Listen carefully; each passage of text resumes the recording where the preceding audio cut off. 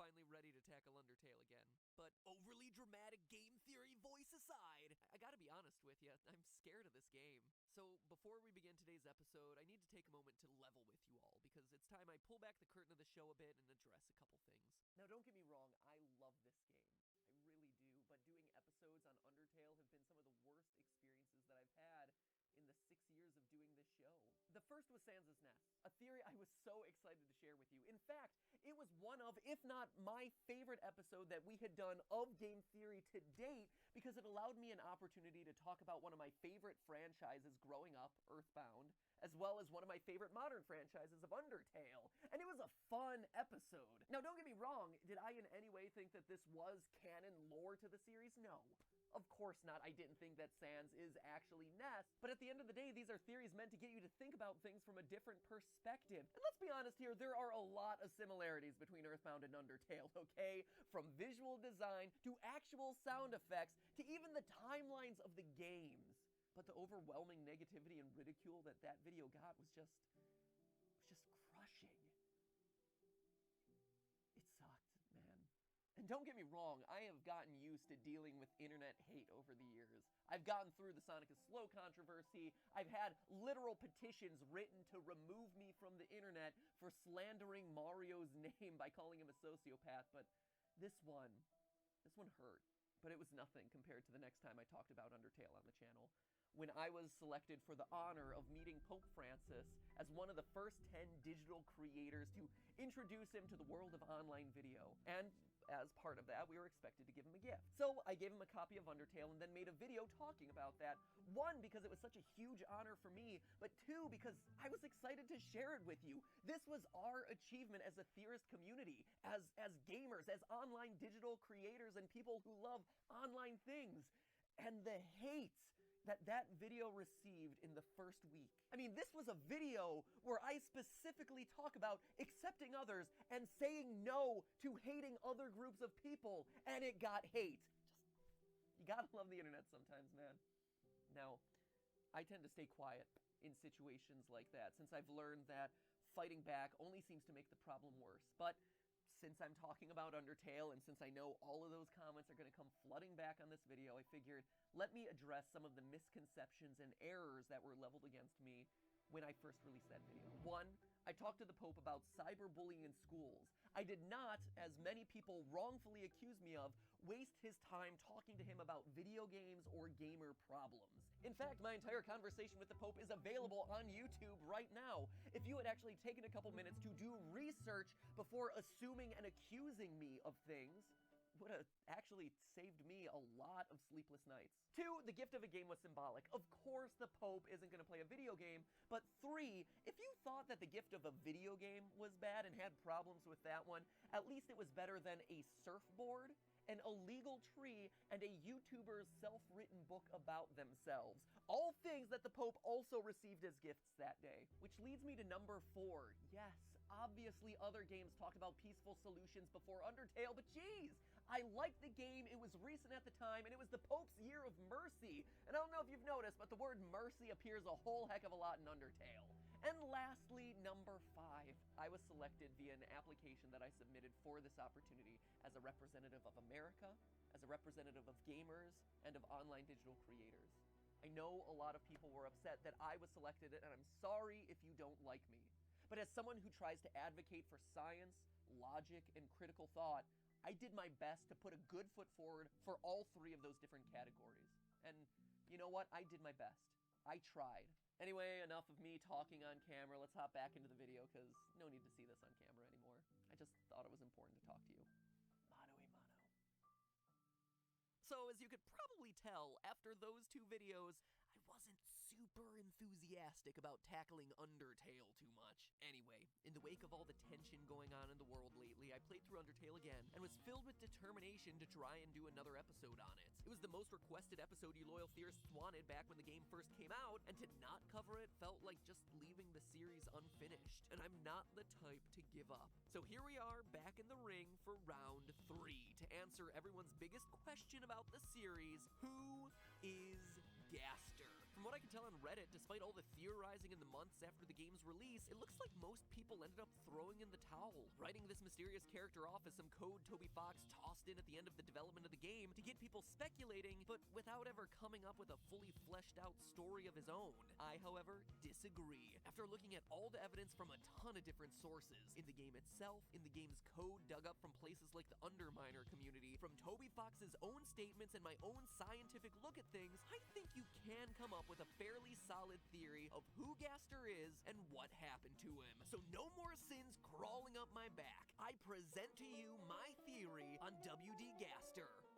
Part 1, because there's a lot to cover here. And like seriously, if those opening stories weren't enough to convince you that I would love for this to be a single-parter, then I don't know what to tell ya. I know 2-parters get a ton of hate, and the last thing that I want is more internet shade to be thrown at me on an Undertale video. But I want to give this theory the time and research that it deserves. So just trust me that it has to be 2 parts for my own sanity and to make this a better viewing experience for you. Because otherwise it would be an under-edited, overly rushed 1-part episode where I crammed in everything and didn't do a good job of explaining it all, okay?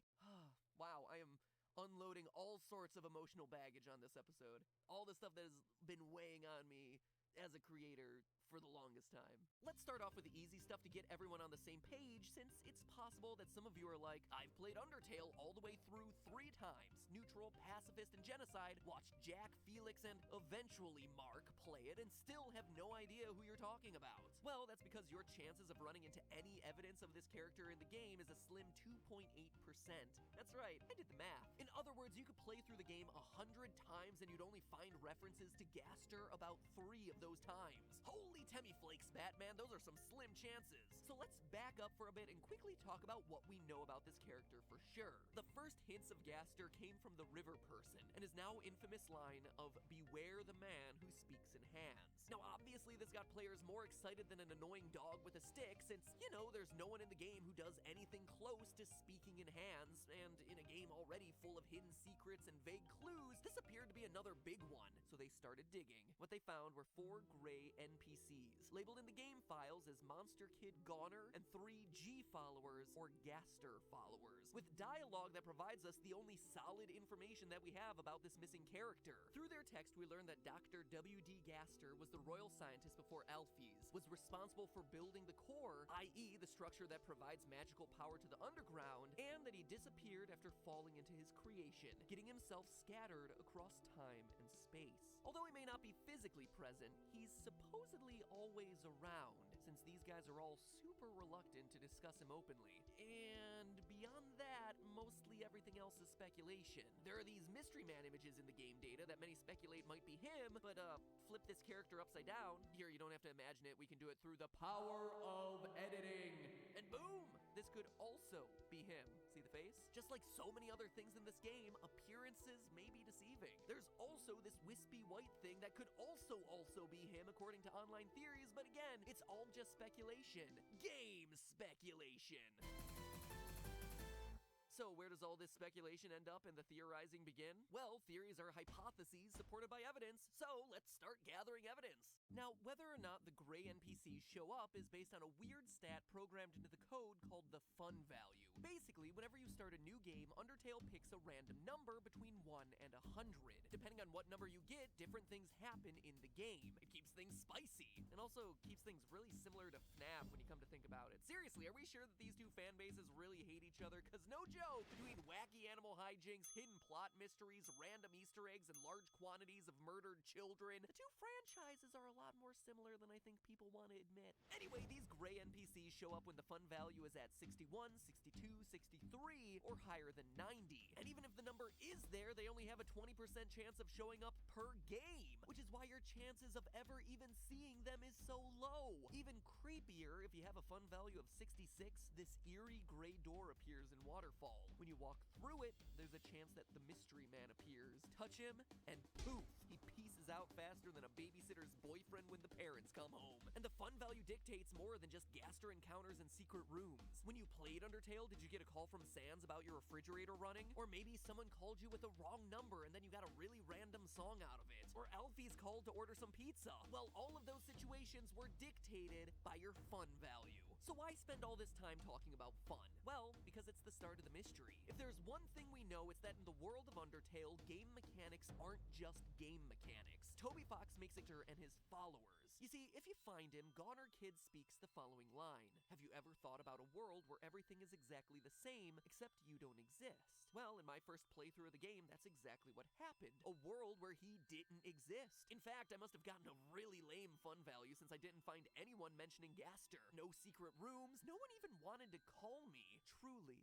I was forever alone. But there are realities where he does exist, and where Sans does pick up the phone to call you. In short, think of each new fun value as another world in the many worlds interpretation. Another timeline. Parallel realities where one small detail is different. Goner Kid does or does not exist. Alfie's does or does not order pizza. So the next time someone tells you to go outside and have some fun, all you really gotta do is create an alternate reality in your own backyard. Simple as that. But not only does this fun value make repeated playthroughs of the game interesting, but it makes a world, pun intended, of difference when it comes to Gaster's storyline. From speaking to the Gaster followers, we know that an experiment went wrong and Gaster was shattered across time and space. Those are some pretty specific words. First, shattered, as in pieces of him went in many different directions. There are multiple pieces of Gaster that now exist. And then there are the operative words of time and space, meaning that these pieces ended up across many different timelines, the many different worlds, each represented by a different fun value. But what other characters do we know are able to retain memories across multiple different timelines?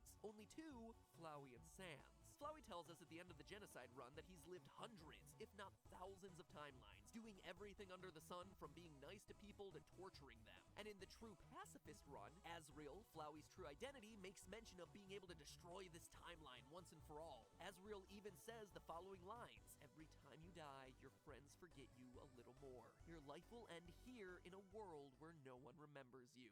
It's a really specific thing for Asriel to know, that killing something over and over again will cause the memories of it to fade in everyone's mind. In fact, we may even know someone who he's done this to.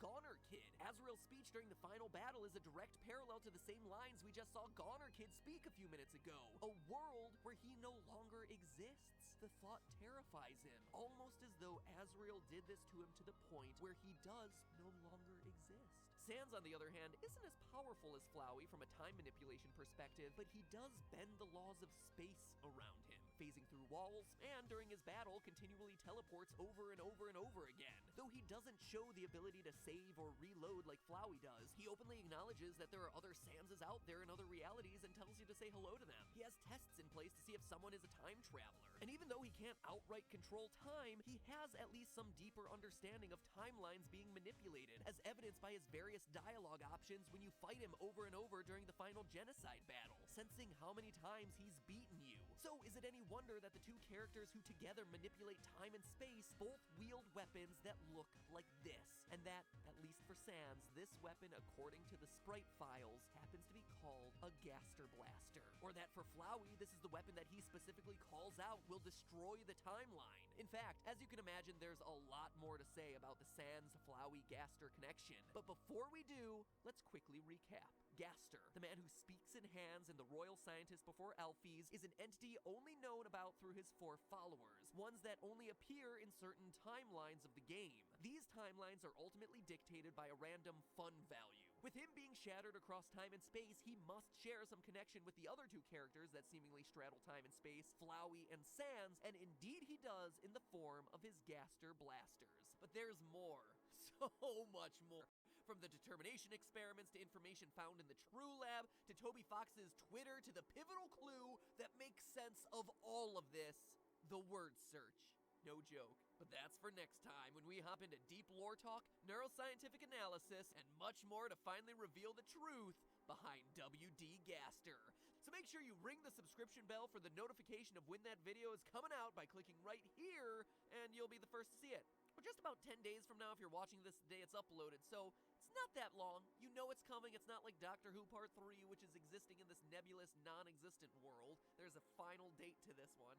And hey, you know what? There's even going to be a For Honor game theory that's sandwiched in next week to keep you even more entertained, because that's a cool game. It's a fun theory that talks about Vikings, samurai, and knights, so that's pretty cool. Look, no one likes the 2-parter, least of all me, since it gets everyone to complain about it, but hey, I'm looking out for you guys. But you gotta look out for me because you know what? That extra time is going to make the final theory that much better. All right? So in the meantime, remember, that's just a theory. A game theory.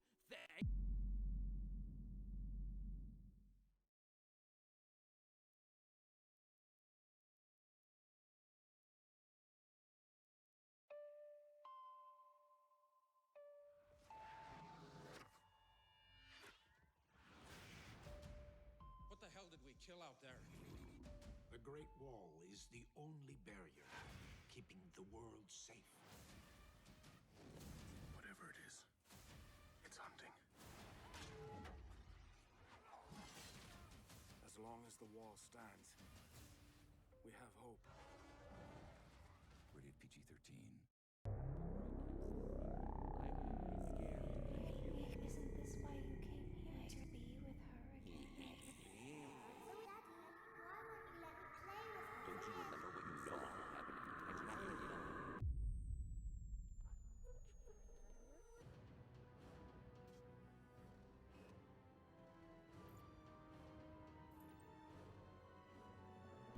Hello, Internet! Welcome to Game Theory, 7 million theorists strong.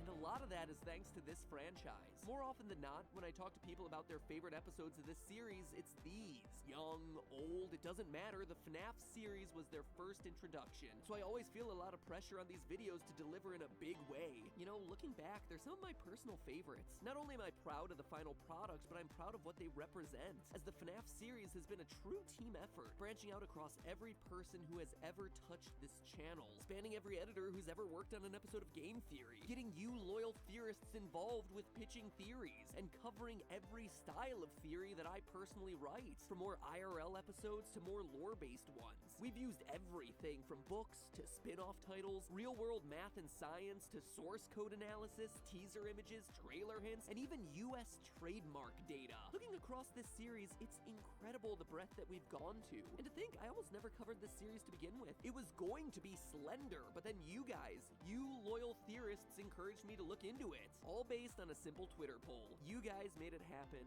and the rest is history. Funny how life goes sometimes. Anyway, like I said, I feel a lot of responsibility with these episodes, but I think today is my favorite of the whole series, because now we finally have all the pieces necessary to tell a coherent plot. It's not just some corpse kids and silent puppets and mauve murderers who don't say anything. We have personalities now, actual character, and most importantly of all, motivation. Motivations for why a serial killer would create a place like Sister Location. And believe it or not, the answer is actually quite sad. So the question of the day is, can a game make you feel sympathy for a child murderer? Because once you have the complete story, you might just see Purple Guy in a whole new light. One line across this entire franchise answers everything. I will put you back together. But before we get to all of that, let's back up a bit. Last time we established that William Afton, Purple Guy himself, is who you play as in Sister Location, and the one who eventually gets himself scooped. We also established that he once had a daughter who got herself killed at the hands, or should I say at the metal claw grip,